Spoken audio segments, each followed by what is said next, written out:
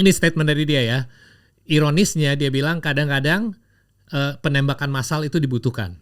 Itu kan sangat kontroversial kan statementnya. Sangat dibutuhkan kenapa? Ya untuk membuat orang melek kali ya, atau biar orang sadar bahwa ada isu ini loh yang terjadi sampai harus ada pembunuhan massal gitu. Dia juga menyatakan bahwa movement sipil di Amerika itu sebuah kesalahan gitu, seharusnya tidak terjadi. Jadi orang tuh kebanyakan kebebasan. Jadi hidup terlalu bebas gitu. Dia juga dia pokoknya menyatakan banyak hal tentang ras dan sexuality lah ya, dengan apa yang opini dia, ya kita tahu lah kalau opini kanan tuh seperti apa. Jadi apakah ini cukup buat bikin seseorang segitu marahnya sampai mau bunuh dia dari 200 meter jarak dengan rifle sniper? Mungkin kalau di Amerika.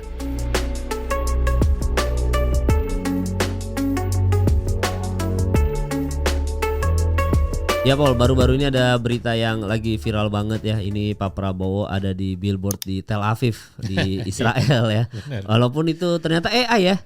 Kalau menurut orang sih beberapa netizen ada logo AI-nya gitu. Oke, terutama kata-kata AI ini kita sering menggunakan sebagai apa ya? Sebagai kayak disclosure untuk kayak alasan ini semua terjadi. Jadi AI itu ada banyak definisinya kan.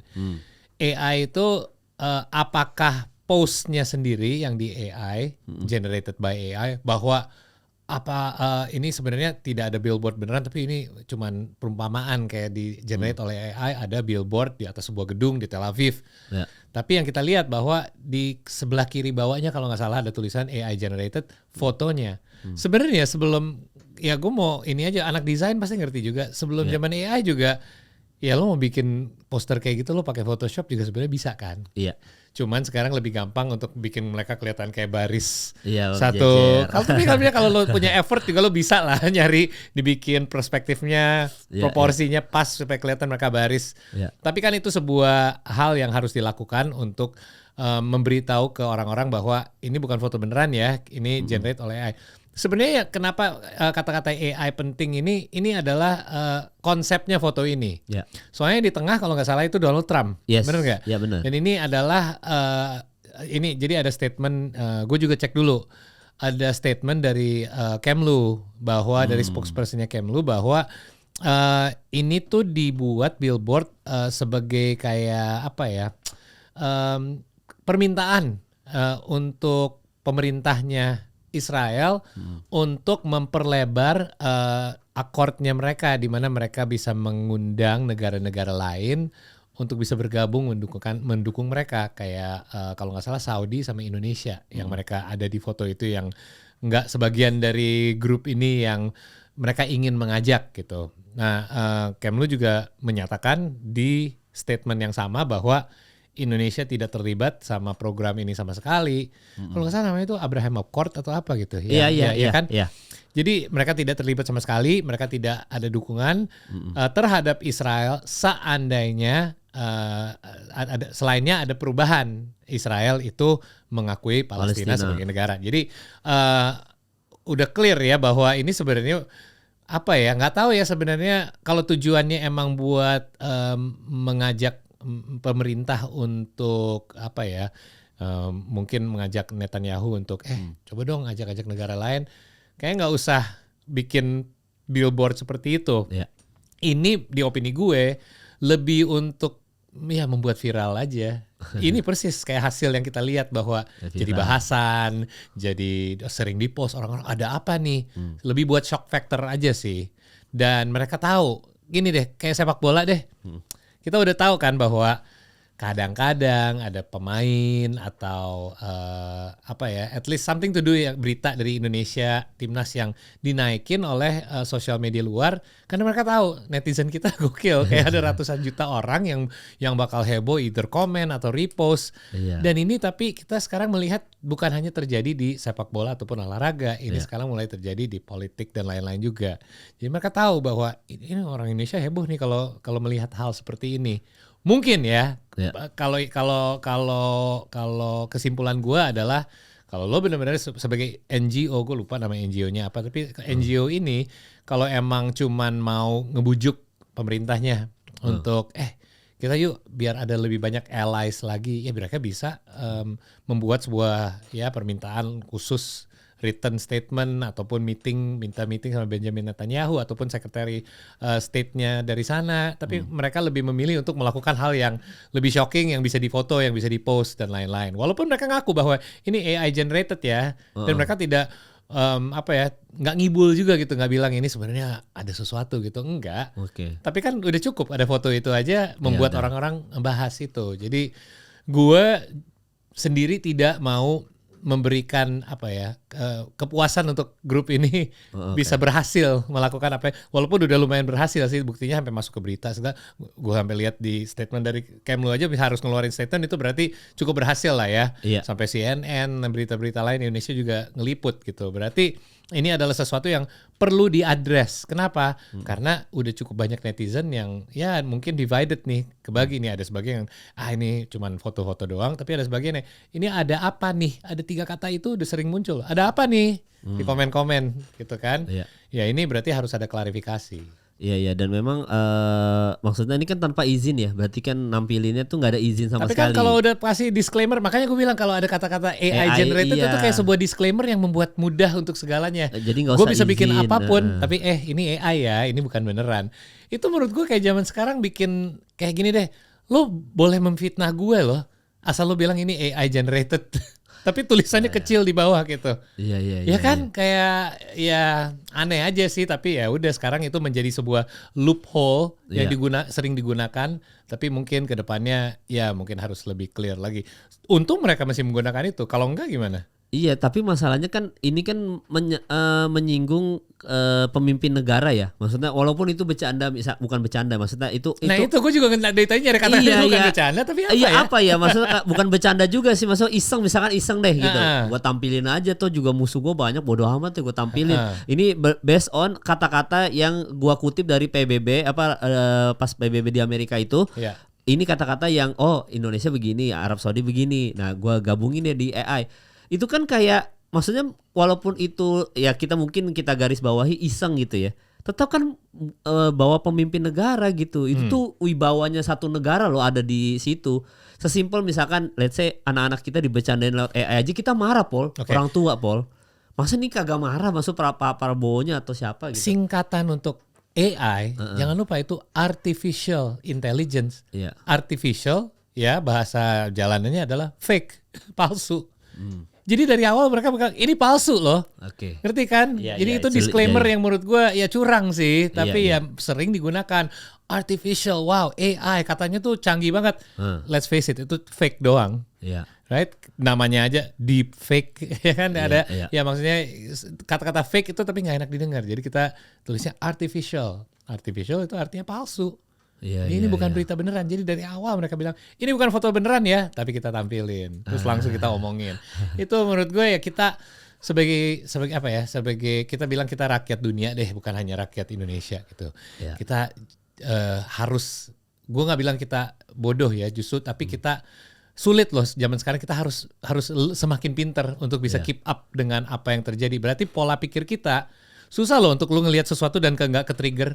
Gue ngelihat sesuatu yang agak bikin gue rasa gimana gitu, tapi lo harus tahan emosi dulu, lo harus cek dulu ini valid nggak, ini sumbernya dari mana dulu.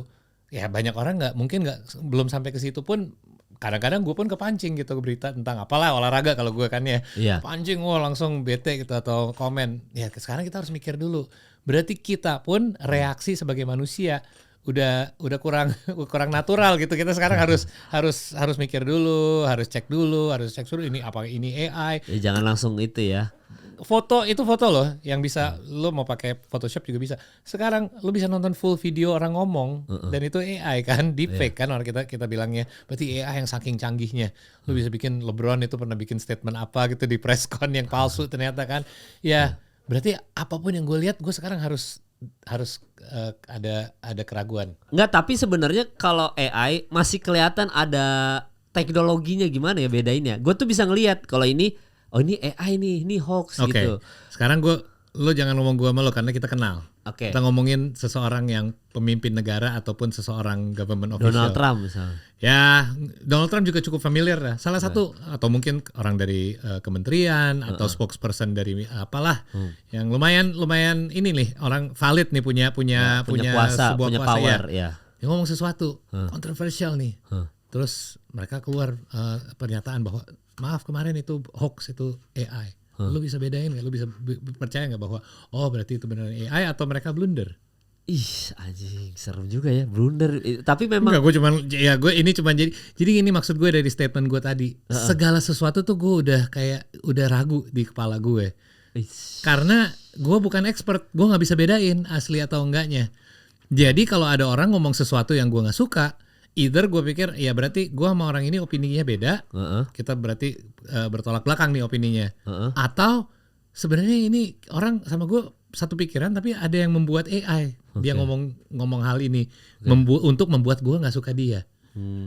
Jadi segala hal yang sekarang di otak gue karena teknologi ini dan gue susah untuk keep up. Gue kan udah tua, gue Gen Z atau Gen Alpha mungkin beda cerita, tapi ya gue susah untuk bisa keep up dengan hal-hal kayak gitu. Jadi sekarang kalau ada sesuatu yang terjadi sama ya legalitas lah atau pemerintah atau apapun, terus sekarang mikir nggak sih kayak oke, ini statement keluar nih, tapi apakah ini benar atau AI? Gue nggak boleh langsung reaksi nih. Iya. Ya kan? Tapi kalau statementnya Pak Prabowo soal MBG cuma 0,00017% mah bener itu gak AI? Itu beneran. Bener kalau itu mah. Nggak ada capnya di pojoknya. Ya, pokoknya 0,0000 berapa gitu. Ini kan sambil beritanya ditayangin sama Ken kan 0,0000017%. Berarti kalau misalkan di serpihan hitung, debu tuh.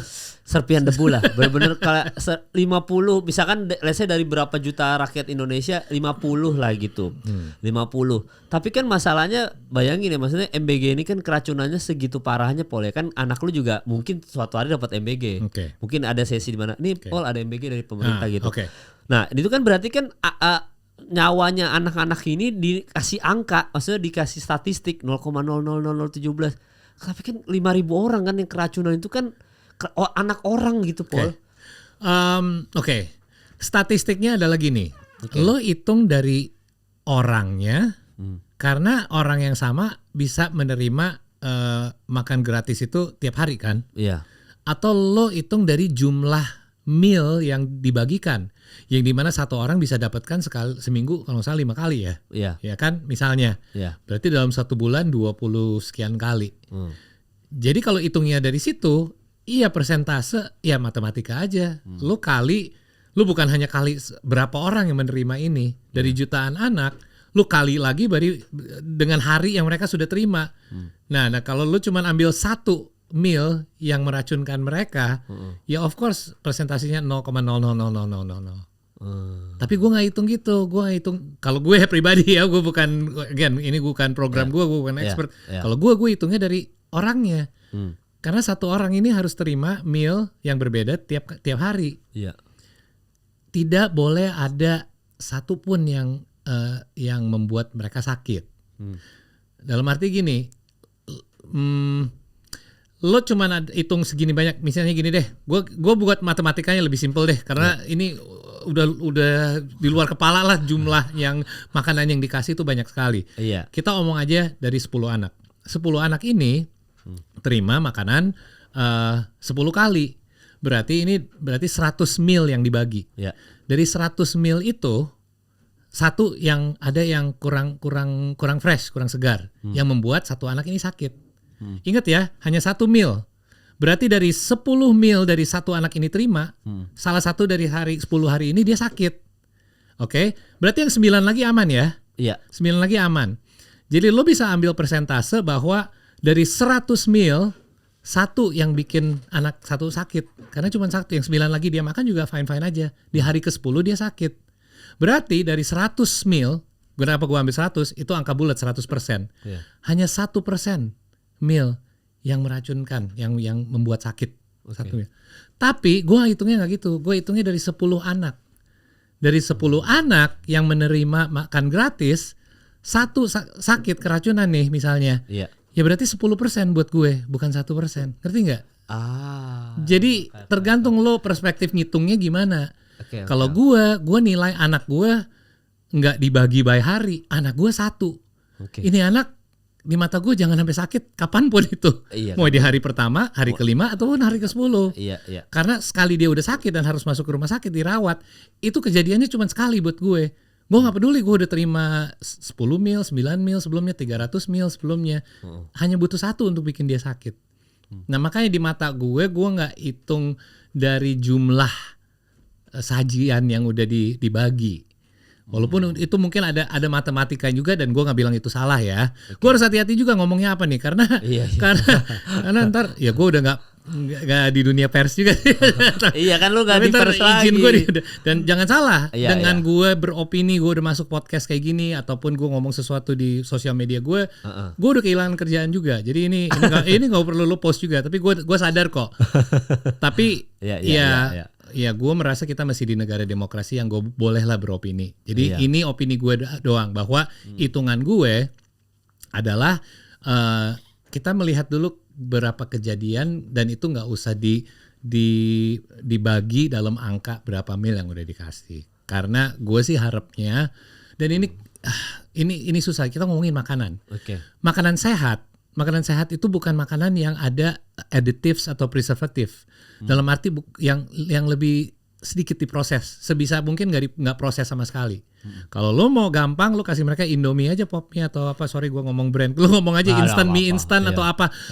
Iya, gue bukan bilang itu wah itu nggak sehat atau gimana, tapi itu gampang kan, dan itu bisa lo simpen berbulan-bulan bahkan bertahun-tahun pun lo nggak apa-apa gitu. Atau makanan yang di kaleng yang udah ada preservatifnya. Tapi kalau lo mau ngasih orang makanan sehat, kan ini program makanan sehat, lo harus kasih sayur, daging, nasi, buah, dan ini gampang basi.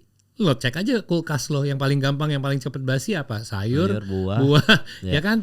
Jadi ini trik ini untuk pemerintah, gimana cara juggling ya. Sementara gue mau ngasihnya sesehat mungkin, tapi dengan timing yang harus tepat banget. Kalau enggak, kalau lewat aja kadaluarsa sedikit salah satu ingredient ini, dan yang tahap-tahap pemeriksaan dan masak mereka ada aja yang slip gitu, pastilah. Kita ngomongin jumlah jutaan per hari gitu. Ya masa enggak? Jadi kalau emang ada kejadian gini, gue bukan nyalahin ada yang kurang nih dari tahap yang sebelum mereka bagi-bagi makanannya, atau pemerintah yang disalahin. Ini pasti akan terjadi karena kita ngomongin makanan fresh food. Iya. Tricky banget. Ya makanya kan itu yang paling benar adalah dapurnya di sekolah itu masing-masing kan. Karena gue udah bilang itu dari awal. Iya kan, ada yang kemarin tuh yang dari SMA mana Muhammadiyah pokoknya di Jawa Tengah. Gua kalau kalian kayaknya lebih tahu lah, komennya di bawah. Itu dia mengelola sendiri di guru-gurunya yang bikin sendiri, sehingga benar-benar dimasak hari H, benar-benar fresh gitu. Even di Cina pun begitu juga kan, sekolahnya yang mengelola sendiri, jadi kayak bentuk prasmanan gitu, dikasih gitu kan, ngambil ya kayak sekolah-sekolah di luar negeri.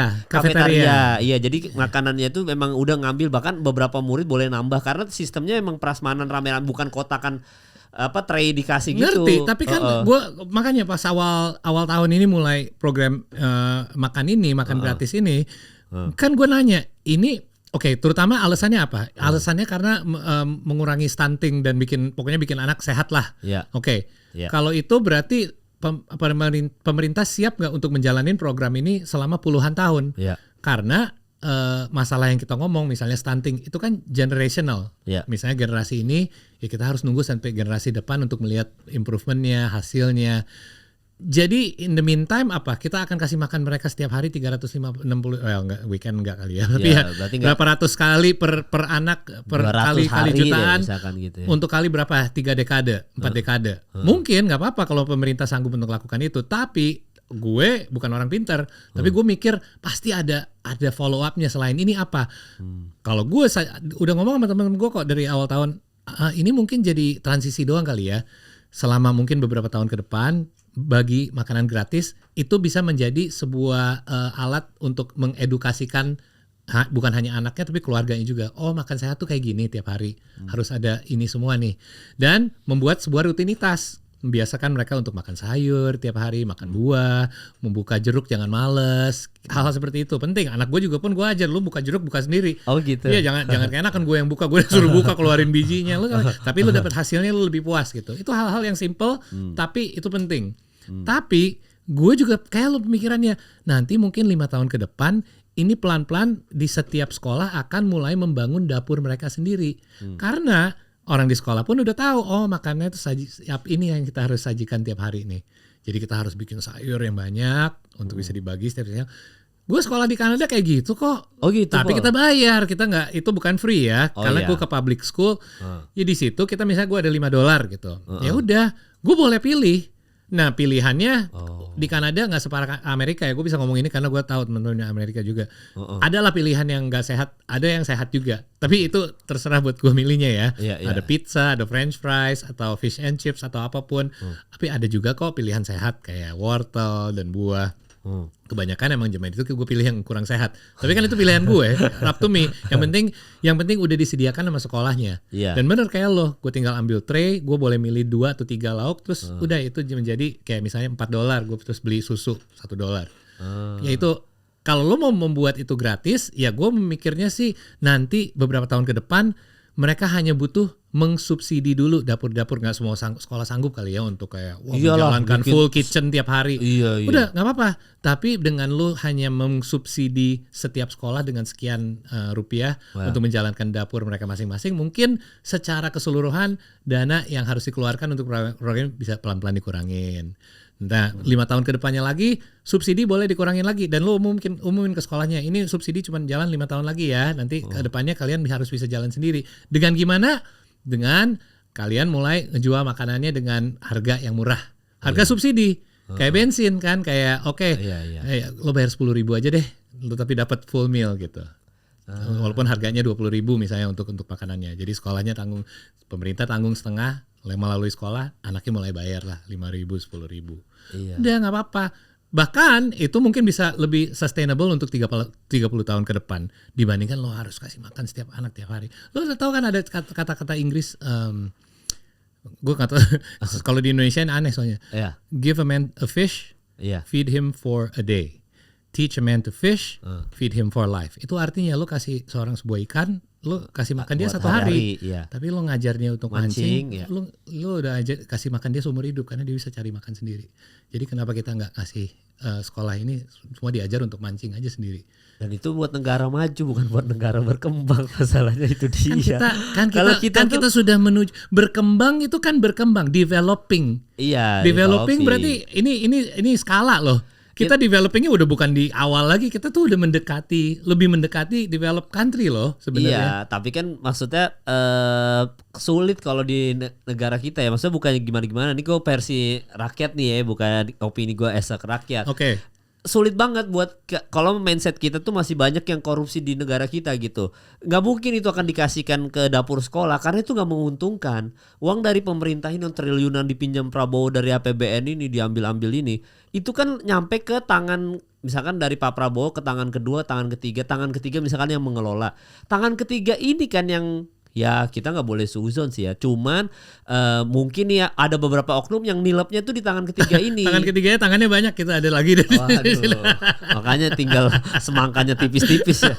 Tangannya banyak soalnya. Jadi si tangan ketiga ini ibaratnya yang ada oknum-oknumnya itu yang bandel itu yang ambil duit. Udah dikurangin karena akhirnya menghasilkan. Kan Pak Prabowo bilang MBG ini membuka lapangan pekerjaan. Iya benar, lapangan pekerjaan. Kalau dilempar ke dapur sekolah kan mengurangi itunya, Pol.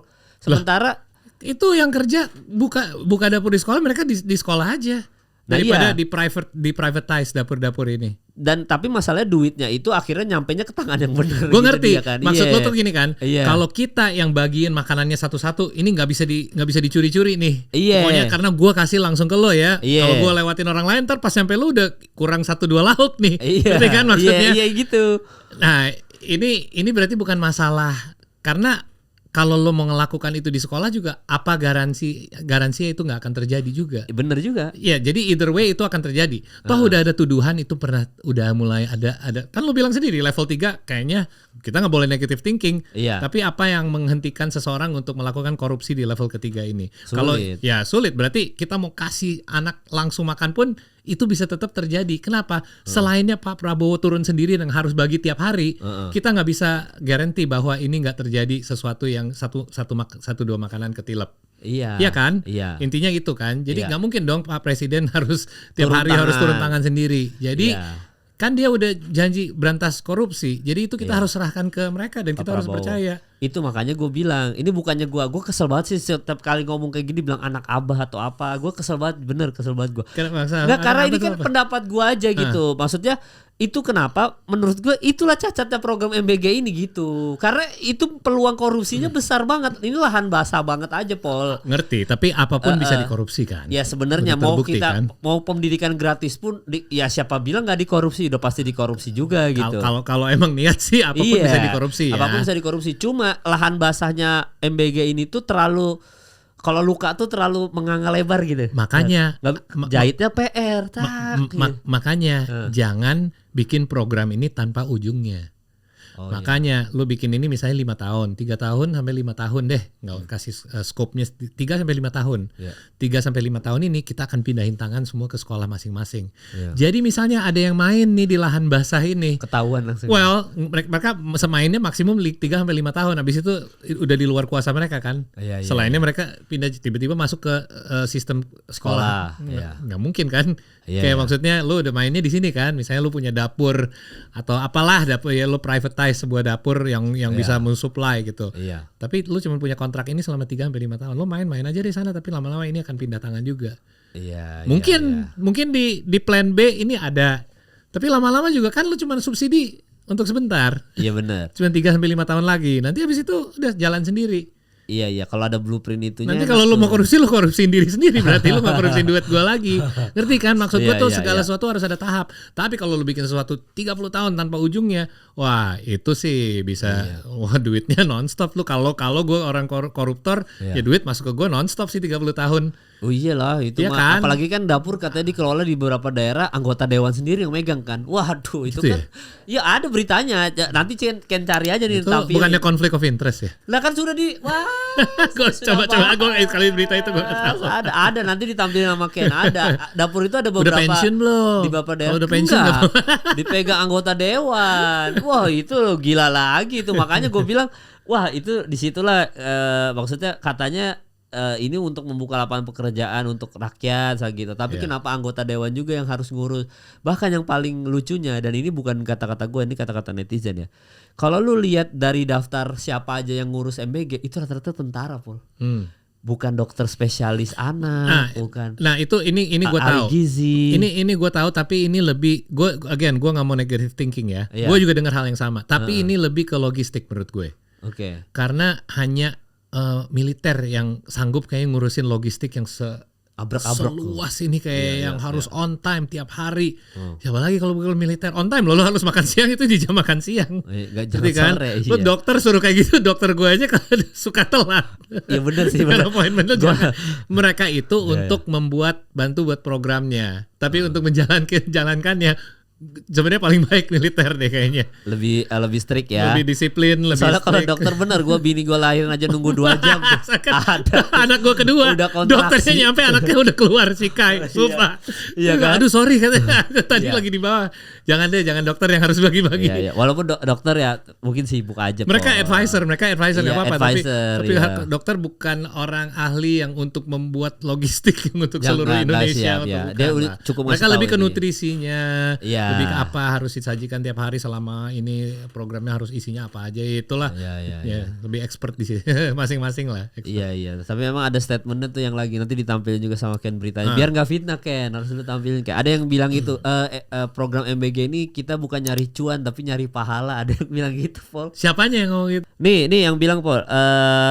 Oleh Nanik SD Yang. Beliau itu adalah wakil ketua Yayasan Gerakan Solidaritas Nasional. Katanya dia bilang mitra BGN untuk MBG bukan untuk yang cari untung, tapi untuk yang cari pahala. Oke, ini dia volunteer bukan berarti? Dia nggak dibayar berarti? Iya, ini bukan bisnis, ini ibadah, dia bilang gitu. Ya mungkin ada yang kerja kasih waktunya sebagai volunteer kali ya. Iya, nah berarti kan katanya kan membuka lapangan pekerjaan. Jadi jujur aja gue sementara triliun yang masuk itu kan uangnya triliunan. Nah iya kan, itu uang masuk kan banyak banget Paul gitu. Nah maksudnya kenapa dia jadinya ngomong ini mah jangan nyari cuan, nyari orang pahala gitu. Tergantung. Mungkin ini dari sisi dia dari mana mitra BGN apa dia adalah bagian dia mungkin. Wakil ketua Yayasan Gerakan Solidaritas Nasional. Itu. Yayasan Gerakan Solidaritas Nasional. Kalau mereka melakukan ini untuk pahala dan gue sangat percaya itu. Iyalah. Tapi yang buka dapur yang harus menyediakan ratusan mil tiap hari, mereka nggak bisa ngasih hidupin keluarga mereka dari pahala doang sih. Itu bagus buat keluarga mereka, tapi dia butuh cari cuan juga lah. Maksudnya apa itu berita yang ada satu dapur yang katanya telat pembayarannya? Kalau emang bisa dari pahala doang ya udah nggak usah dibayar. Maksud gue nggak mungkin lah. Ini adalah sebuah bisnis untuk yang menyuplai makanan. Dan itu wajar dong mereka melakukan ini untuk profit. Harus dong. Kalau nggak ngapain gue lakuin ini tiap hari mati-matian terus gue kasih makan keluarga gue gimana? Mungkin lah. Itu okay. Hal kayak itu wajar. Tapi jadinya kayak maksudnya di beberapa netizen bilang jadinya kayak agak bullshit Paul, karena kan orang kerja maksudnya kan dipekerjakan gitu kan. Maksudnya yang tadi ini tahu nggak ini tuh apa? Ini tuh rage bait. Rage bait. Lo tau kan rage bait tuh? Sesuatu yang membuat seorang netizen marah. Tapi nggak berarti statement ini salah. Kan ini dari sebuah yayasan. Nah, namanya aja yayasan. Mereka tuh melakukan ini sebagai volunteer atau non-profit. Diambil itu, ditempelnya sama foto apa? Coba nanti tuh kasih lihat foto Prabowo. Ada foto Prabowo di situ. Itu kan rage bait lah. Gue gini deh, gue kasih disclaimer dulu ya. Gue tidak pro, gue tidak kontra sama program ini. Kenapa? Gue bukan salah satu yang penerima. Jadi gue nggak bisa ngejudge itu. Gue bukan, anak gue tiga-tiganya nggak ada yang mendapat makan gratis sekalipun. Jadi dan kalau seandainya dapat pun, gue yakin lo pernah nggak sih kalau di event terus dikasih nasi kotak, lo nggak selalu makan kan? Tapi gue selalu bawa. Kenapa? Karena gue takut itu kebuang nanti, sayang. Jadi either nanti gue ketemu seseorang, whether it's security ataupun ada yang dijaga di kompleks gue selalu udah makan belum? Kalau belum, nih sayang soalnya tadi saya udah makan. Gue yakin anak gue akan melakukan hal yang sama karena alhamdulillah anak gue so far masih bisa lah. Jadi mereka tidak bergantungan sama program pemerintah. Gue masih bisa kasih mereka makan tiap hari. Jadi seandainya kita dapat makanan, kan itu bisa dibekal juga kan, bisa dibawa pulang, dibawa pulang pun gue akan make sure itu nggak kebuang gitu, gue akan kasih ke orang lain. Which menurut gue mengkhawatirkan gue banget mengenai berita yang ada yang pernah keracunan, mau itu satu orang pun. Karena seandainya itu bukan anak gue yang keracunan, terus gue kasih anak orang lain makanan itu, dan anak itu yang keracunan, misalnya ART gue gitu atau siapa gitu anaknya keracunan, gue kebayang nggak feel guilty-nya seperti apa. Iya tapi 5.000 orang korban, bahkan ini sampai BBC kan, diangkat sama BBC gitu kan.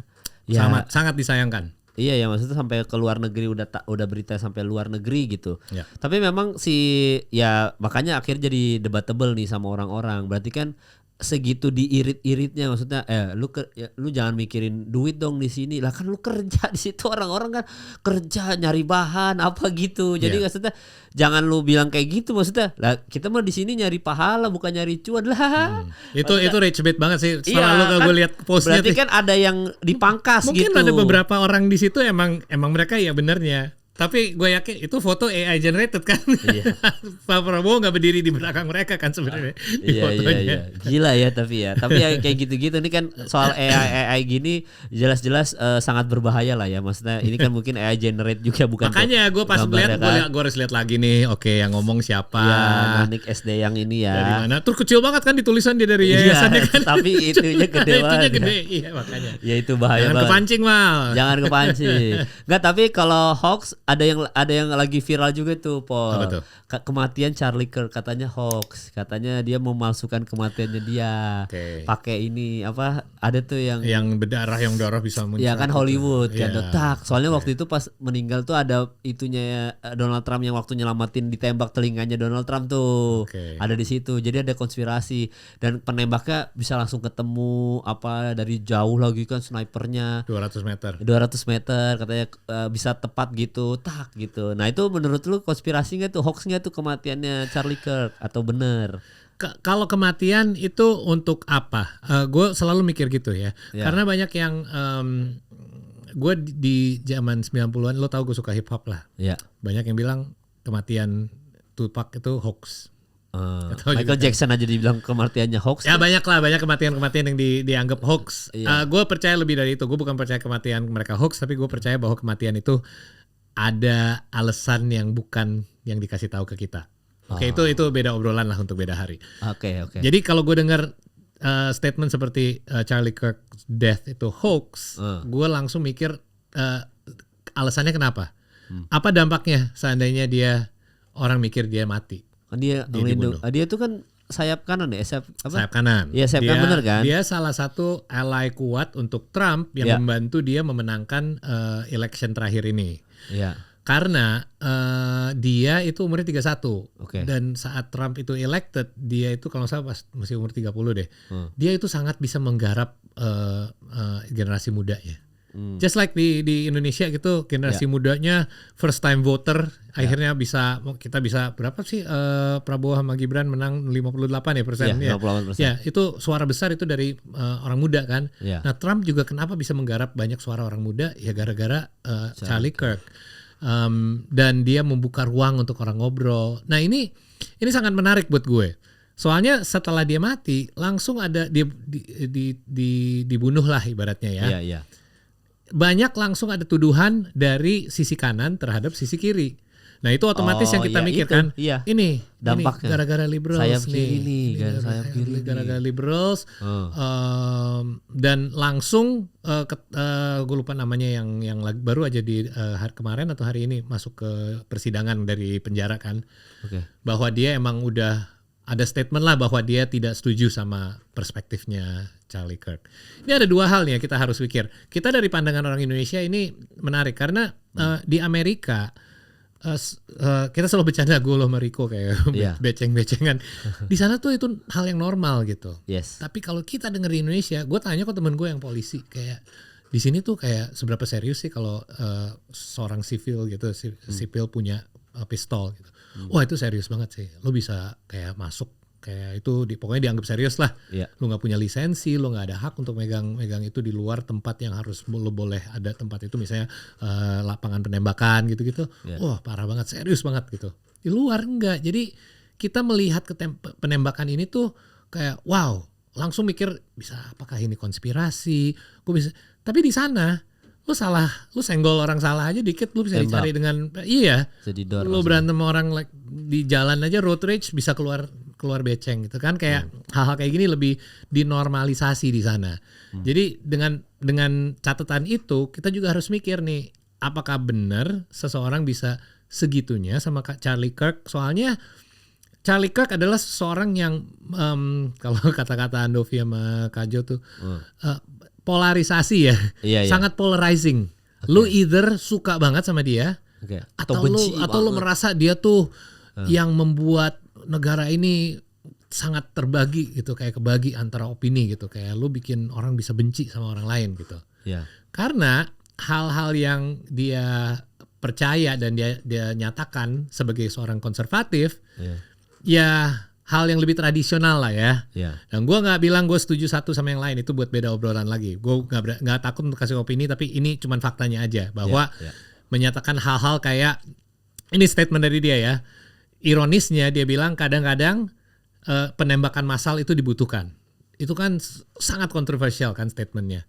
Sangat dibutuhkan kenapa? Ya untuk membuat orang melek kali ya, atau biar orang sadar bahwa ada isu ini loh yang terjadi sampai harus ada pembunuhan massal gitu.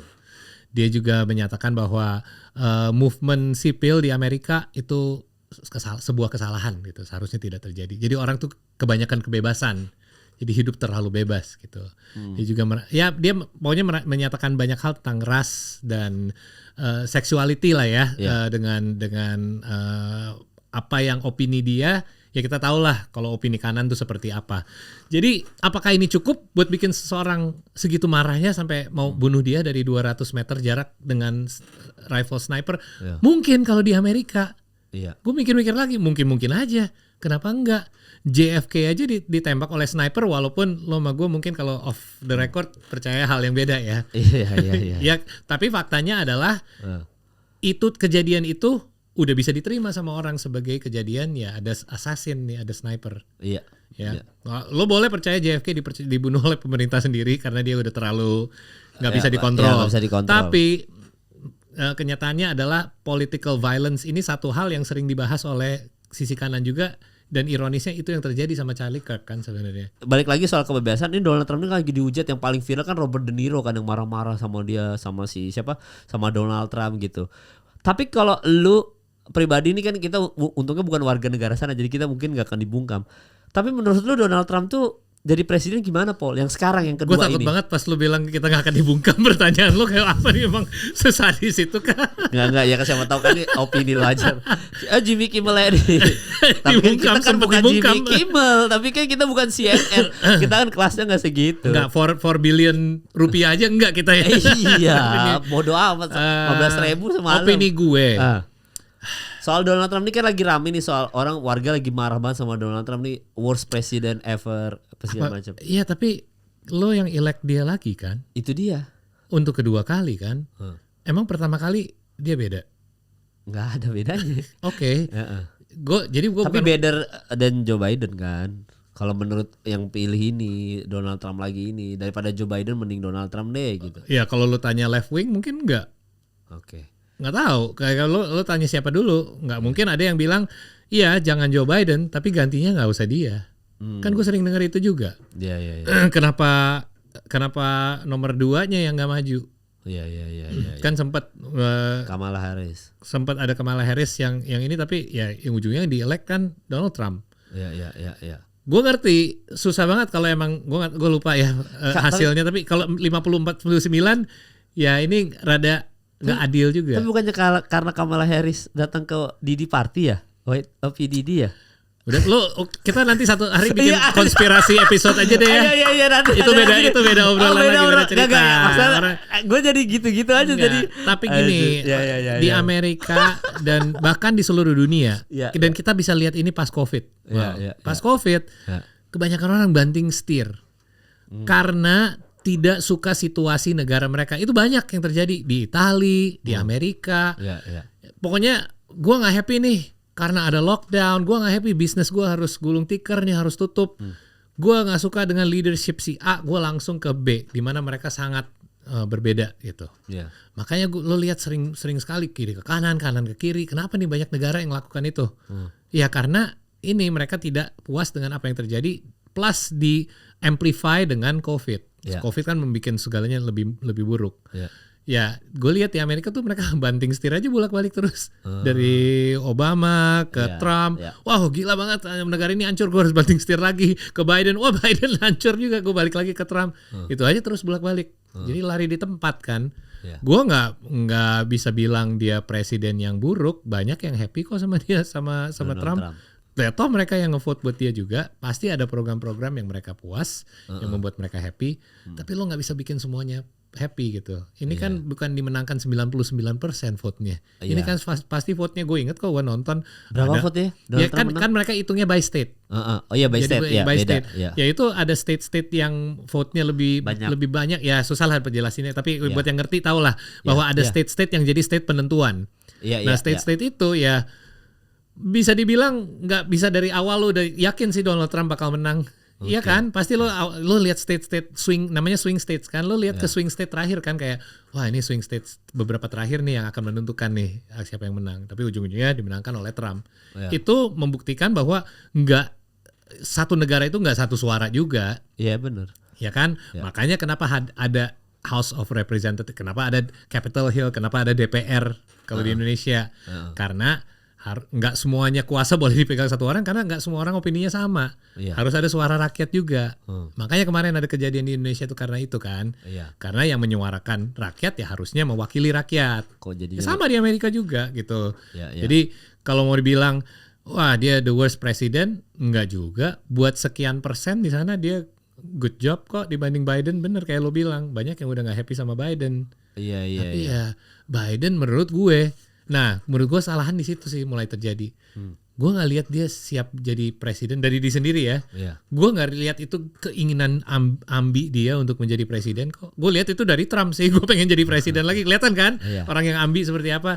Biden maunya jadi kakek-kakek doang, banyak cucu. Dia mau sama cucunya. Itu kan dia majuin sama partainya kan.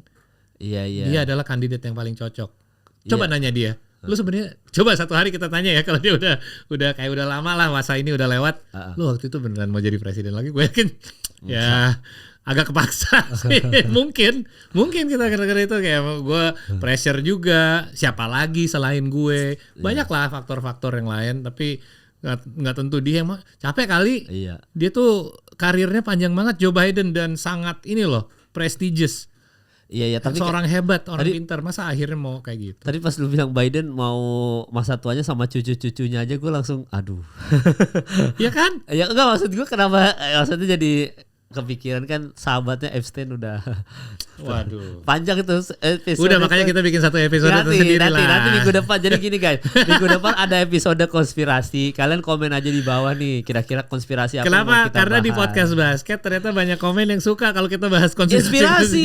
Enggak, Konspirasi. kan waktu itu ada episode sama kita bertiga sama Rico sama Paul, kita bahas konspirasi panjang banget tuh kan. Terus mereka komen di bawah nih asal muasalnya buat yang nggak nonton podcast basket ya. Mereka tuh komen, anjir seru banget ya kalian bertiga ngomongin konspirasi. Perbanyak dong konspirasi. Ya. Nah, ya nanti minggu depan kita ada konspirasi. Emang konspirasi kita jujur banyak, tapi ya nggak tahu kan namanya juga konspirasi itu hoax atau bener. Tapi kalian komen aja di bawah kira-kira konspirasi apa yang mau dibahas. Tadi kita juga mau bahas padel, tapi nanti aja deh. Kayaknya nggak sesuai topik kita terlalu politik kita di sini. Boleh tiba-tiba. agak nyambung soalnya buat gue. Oh ada nyambungnya berarti Ada. sebelum udahan kita ada bahas padel dikit ya. Karena padel ternyata ngomongnya padel bukan Padel, pedal. Gue padel. setiap kali ngomong pedal di komunitas padel gue gitu. Pedal itu karena pedal di bahasa Inggris itu 2 D-nya. Dan itu buat ini apa Iya, iya. gayung ya? Apa sih namanya? Iya itu apa kano buat ya, kano itu ya. paddling tuh. Ya, Ya. Aura Farming. Padel. Ya padel. Gue digituin terus kayak, Vamos.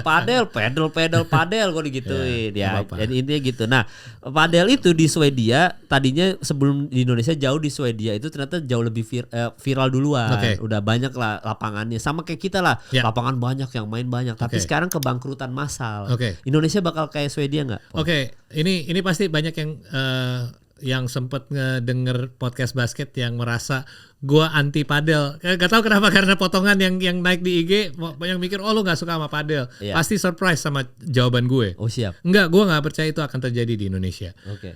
Lo ada artikelnya nggak?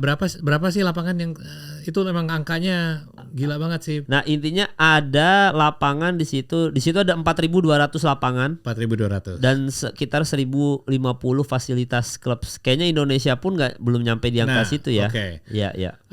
Jadi gue sekarang lagi Google ada berapa Lapangan padel di lapangan Indonesia. terutama di Jakarta. Jakarta. Oke, di Jakarta. Sekarang berapa? Oke, di Indonesia aja gue Google di Indonesia dulu, ini dari AI Google ya by the way. Total lapangan 133, tapi itu tidak termasuk yang sementara. Jadi banyak yang suka bikin sementara gitu-gitu. Jadi Ya. dinaikin deh 200. Oke. Oke.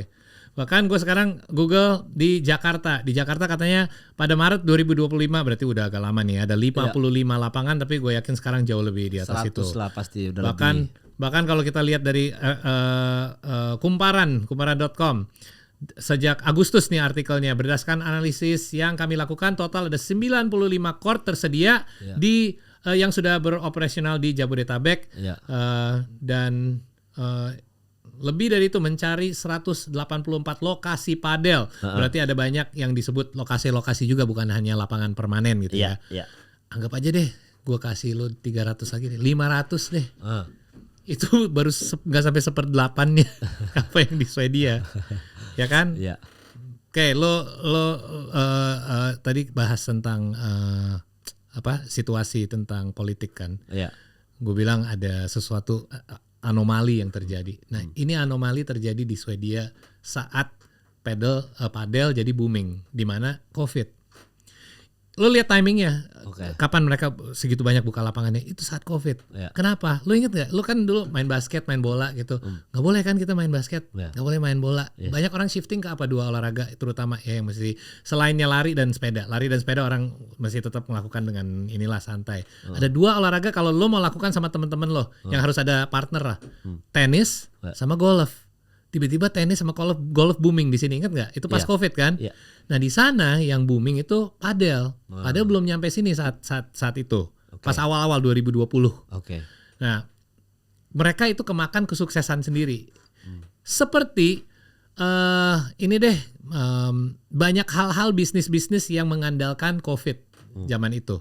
Contohnya teman gue ada yang buka ini jualan makanan di rumah, cemilan atau kopi-kopian yang wah delivery tiap hari, pesanannya banyak banget. Kenapa? Karena nggak bisa ninggalin rumah. Dimana setelah COVID lewat menurun dan banyak yang udah nggak lakuin itu lagi. Mereka udah balik cari kerjaan lain gitu. Nah ini di amplify ke padel karena itu terjadi di mana di sana mereka membutuhkan olahraga yang boleh kasih jarak, yaitu di lapangan padel. Ya kan, nggak usah. Kalau basket lu coba man to man, nggak boleh zaman itu. Gue inget banget tuh, nggak bisa ajak main basket, gue parno nih, pakai masker susah nafas, suruh jaga man to man males juga. Tapi kita sempet sih era main basket pakai masker sih. Ada, nggak enak kan? Kalau tenis bebas tuh, buka masker, jauh-jauhan soalnya kan, paling cuma nyentuh bola yang sama doang. Ya no big deal lah, orang masih bisa ini menerima itu. Golf itu outdoor. Ya udah. Nah setelah COVID lewat, ada banyak sekali, bahkan bukan ratusan, ribuan lapangan. Jadi menurut gue ini bukan kemakan fenomena padel ini sebuah apa orang bilangnya olahraga, banyak orang yang musiman katanya musiman doang. Enggak. Gue setuju. Kan yang gue bilang di podcast basket akan ada penurunan. Ya setiap hal juga kalau ada kenaikan segitu drastis pasti nanti ada penurunan. Tapi gue nggak bilang penurunan itu bakal drastis kan. Cuman pasti ada gini-gininya kok. Semua olahraga juga gitu. Sepeda, pas fiksi, pas naik, terus ada penurunan. Tapi masih banyak kok temen gue yang main sepeda. Jadi gini-gini lah. Ya tapi rata-rata nggak akan turun ke 0 lagi. Pasti. Ya jadi itu yang harus kita catat. Mau itu lari udah sempet naik 2 kali. Gue inget di tahun 2005 atau 7 deh kalau nggak salah. Itu udah orang Nike bikin Nike Run Club. Dan booming sampai 2010-an. Terus ada penurunan. Kenapa? Ada olahraga lain yang masuk semua banyak. Tapi tiba-tiba sekarang running naik lagi kan. Tanya aja Sastra. Ya kan? Ya konten dia banyak tentang lari. Karena emang udah naik lagi. Para pemalas. Nah padel sama juga menurut gue, nanti pasti ada peaknya, segala pun ada peaknya. Nanti di mana ada beberapa lapangan yang harus ngerasakan, wah ada penurunan nih. Kenapa? Karena saingan mulai banyak di daerah, misalnya daerah Jakarta Selatan aja semakin menambah nih. Ya pemain mungkin saat ini masih menambah, tapi lama-lama kalau udah mentok, ya udah mereka akan ada ini adjustment lah, penyesuaian lapangan berapa pasnya dan pemain yang sering main reguler berapa. Bahkan yang temen gue yang main 6 kali seminggu. Banyak sekarang yang main 5 kali, 6 kali seminggu. Tapi gue sering nanya ke mereka, lo kira-kira 5 tahun dari sekarang tetap main 5 kali seminggu gak? Wah gak tahu tuh. Gak tahu bro. Mungkin, tapi mungkin gak juga, I don't know. Kayak mereka gak tahu jawaban itu. Ya gak apa-apa kalau mereka bisa maintain itu. Tapi gue jujur aja, gue dulu lari. Pas fase pertama. Sehari bisa lari 30 kilo. 20 kilo pagi, 10 kilo malam. Lari mulu. Sekarang? Lari ratusan, training maraton segala. Sekarang enggak. Ya maksud gue ini nggak apa-apa gue ngakui gue dan itu bukan FOMO. Gue salah satu pas Nike mendirikan Nike Run Club, gue Sigi Wimala, ada beberapa yang emang menjadi at that time ambassador untuk Nike Run Club untuk lari. Gue bukan FOMO berarti ya, itu emang kita disuruh untuk yuk coba untuk lari sebagai olahraga reguler. Dan saat itu gue nggak pernah lari. Gue waktu itu cuma angkat beban, main basket. Gue coba lari dan gue emang ketagihan malah. Kayak orang sekarang ketagihan. Jadi gue paham, gue nggak pernah ngekritik orang ketagihan olahraga. Tapi apakah lo akan ketagihan untuk seumur hidup? Gue sih enggak. Gue sih di umur 40 gue stop. Karena benefit untuk lari di atas umur 40 berkurang. Apalagi long run gitu-gitu. Adalah hubungan sama testosteron cowok semakin menurun. Benar. Konspirasi lagi. Enggak, itu fakta. Enggak. Enggak, maksudnya episode yang konspirasi lagi. Oh boleh. Nanti kita masukin testosteron tadi. Testosteron, iya benar. Karena ini orang banyak nggak tahu. orang nanya kenapa lo berhenti lari di umur 40? Kan cowok di setiap dekade penurunan testosteronnya semakin mencepat. Yeah. Nah kalau lo melakukan long run atau sepeda yang panjang gitu makin 40 cepat 50, lagi ya. itu lebih mengakselerasikan. Jadi di bawah umur 40 fine aja. Dulu umur 30 20-an lo mau long run, lo mau ultra, lo mau maraton, itu saatnya. Tapi di atas 40 gue sih nggak mau. Dan buktinya apa? Gue setelah, karena istri gue sama gue kebetulan susah punya anak gue pertama di umur 40. Dan setelah itu gue mulai belajar gimana caranya untuk menahankan supaya testosteron gue nggak turun segitu drastis. Percaya atau enggak, dengan kita berdua susah punya anak, gue nambah 2 anak lagi. Jadi nggak tahu itu seberapa besar faktornya, tapi gue melakukan banyak hal-hal, bukan hanya berhenti lari doang, banyak hal-hal mengenai lifestyle gue yang membuat gue supaya tidak terlalu cepat menurun testosteronnya. Dan ya. Tapi angkat beban menurunkan juga nggak? Enggak, justru itu satu. Tanya Deddy Corbuzier, dia sering bahas ini juga, atau Aderai. Gue sering kesini Aderai. Dia kan menyatakan bahwa justru angkat beban satu hal yang lo harus lakukan lebih sering, sampai umur apapun, kayak sebagai cowok ya. Jadi balik lagi ke padel, gue nggak percaya fenomena ini cuman musiman. Tapi gue tetap stick dengan statement gue nggak berubah statement. Pasti ada penurunan, segala sesuatu yang semakin meningkat dan semakin cepat, semakin menurun. Kenapa? Karena gue udah di dunia ini, di dunia nightlife udah lama lah. Gue lihat tren musik sama juga, tren nightlife juga sama juga, tentang tempat-tempat big club dulu di Indonesia. Sekarang tempat F&B ini yang naik, yang suka karaoke, bar takeover. Ada siklusnya lah segalanya. Disco halal, sekarang apa? Dugem halal, yang kopi coffee club. Nah ada hal-hal kayak gitu. Misalnya semua orang bikin kayak gitu, lama-lama orang agak bosen dong, agak stagnan lah, nggak bosen tapi stagnan gitu. Kita perlu yang baru, yang fresh. Nah, yang hardcore padel nih yang kejar bronze, silver, gold level gitu-gitu, akan tetap ada lapangan. Makanya yang lu bilang ada satu fakta yang gimana caranya mencegah ini adalah jangan terlalu saturasi pasarnya, jangan terlalu oversaturate dengan kebanyakan lapangan.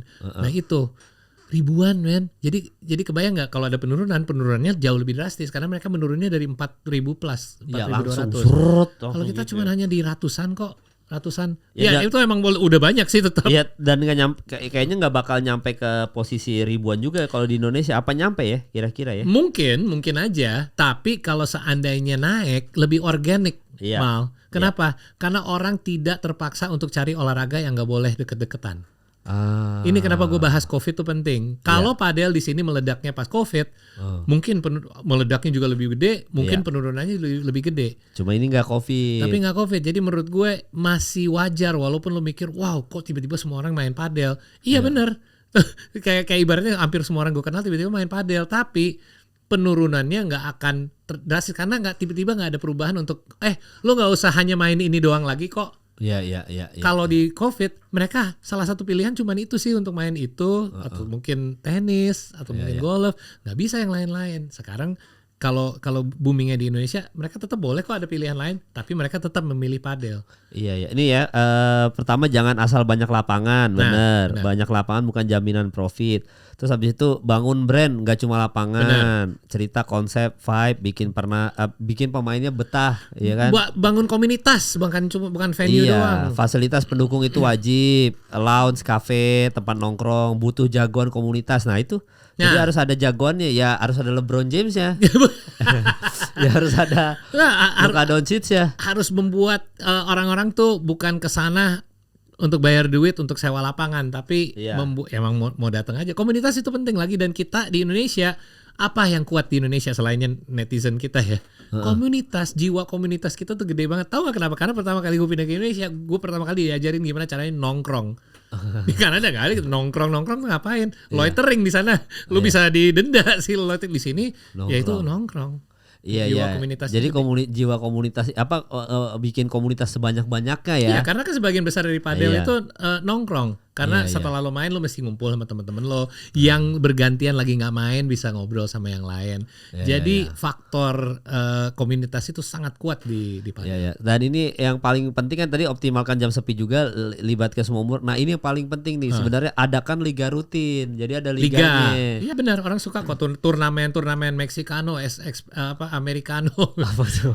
Iya, ada gitu turnamen itu format format cara mereka main. Walaupun gue main gue tahu loh, karena gue sering nge-DJ di lapangan padel. Jadi gue tahu. Tapi lu nggak main, tapi belum main boleh. Anak gue malah main karena kemarin ada ulang tahun temen gue main. Fotonya. Tapi enggak, gue belum. Tapi gue main tenis, jadi gue nggak anti banget. Gue justru menurut gue menarik banget pertandingan ini. Belum sempat aja karena tiap kali gue diundang ke lapangan padel gue harus main musik, gue harus main hal yang lain. Ada satu lagi yang kan lu bilang ada banyak hal yang yang dibutuhkan untuk bisa bikin padel itu sukses. Iya. Ada satu yang kurang di situ. Apa itu? Punya fotografer yang handal. Oh, itu wajib tuh. Iya dong, orang maunya post foto. Iya, yang penting fotonya bagus pukulnya. Set, ya kan? Kan bajunya udah gila, ini. kemarin di acara gue ada 3 fotografer, videografer. Belum lagi sekarang kalau main padel ada joget bareng gitu, bikin koreo joget-joget gitu. Gila, gila. Ya itu kan maksudnya ya itu ketika sport meets lifestyle. Bener. Gitu ya. Jadi kan keren. Akhirnya jadi tagline-nya keren.